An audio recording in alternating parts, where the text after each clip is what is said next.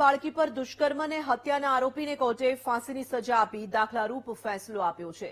આજથી 2 વર્ષ પહેલા કોડીનારના જંથરાખડી ગામે 8 વર્ષની બાળકી પર ગામના શમાજી સોલંકીએ દુષ્કર્મ આચરી હત્યા કરી નાખી હતી, જેનો કેસ કોર્ટમાં ચાલી રહ્યો હતો, જેમાં સરકારી વકીલે 55 દસ્તાવેજી પુરાવા અને સાક્ષી સાથે દલીલ રજૂ કરી હતી, જે અનુસંધાને કોર્ટે આરોપીને ફાંસીની સજા સાથે પીડિત પરિવારને ₹17 લાખ વળતર ચૂકવવા હુકમ કર્યો। સમાજમાં આવા બનાવ બનતા અટકે તે માટે કોર્ટ દ્વારા ગીર સોમનાથ જિલ્લામાં પ્રથમ વખત ફાંસીની સજા ફટકારવામાં આવી।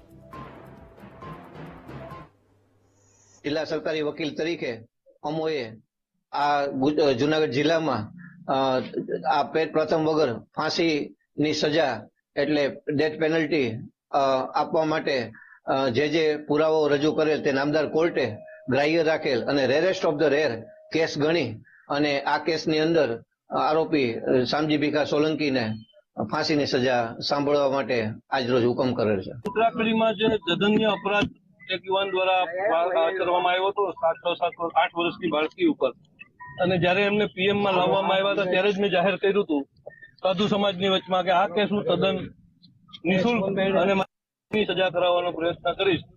એના ભાગરૂપે આજે આ કેસ કોર્ટમાં ચાલીને ચુકાદા ઉપર આવ્યો છે।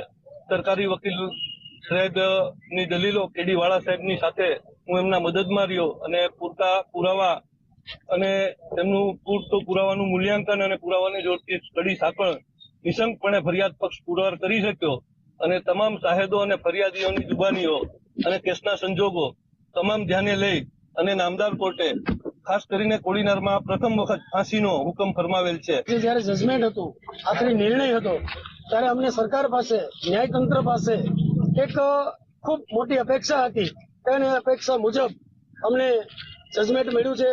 અમને ખૂબ જ અંદરથી સંતોષ છે કે આ આરોપીને એક માત્ર ગોસ્વામી સમાજની નહીં, ભારત દેશની આપણા એક રાષ્ટ્રની દીકરી કે જેની ઉંમર માત્ર 8 વર્ષ હતી અને એમની સાથે દુષ્કૃત્ય કરી અને એમને મરણાંત જેને કહેવાય મારી નાખી અને એક રાક્ષસી કૃત્ય કરનાર વ્યક્તિને ન્યાયતંત્રએ ખૂબ જ મોટી સજા એટલે કે આજે ફાંસીની સજા આપી છે।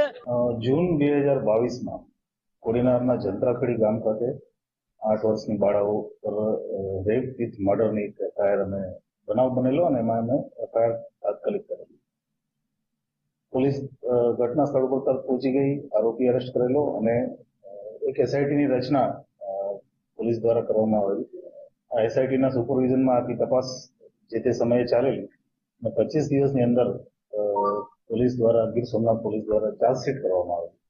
આજે કેસ કોર્ટમાં ચાલી જતા જે આરોપી છે શામજી સોલંકી એને કોર્ટ દ્વારા ફાંસીની સજા નામદાર કોર્ટ દ્વારા જાહેર કરવામાં આવી છે।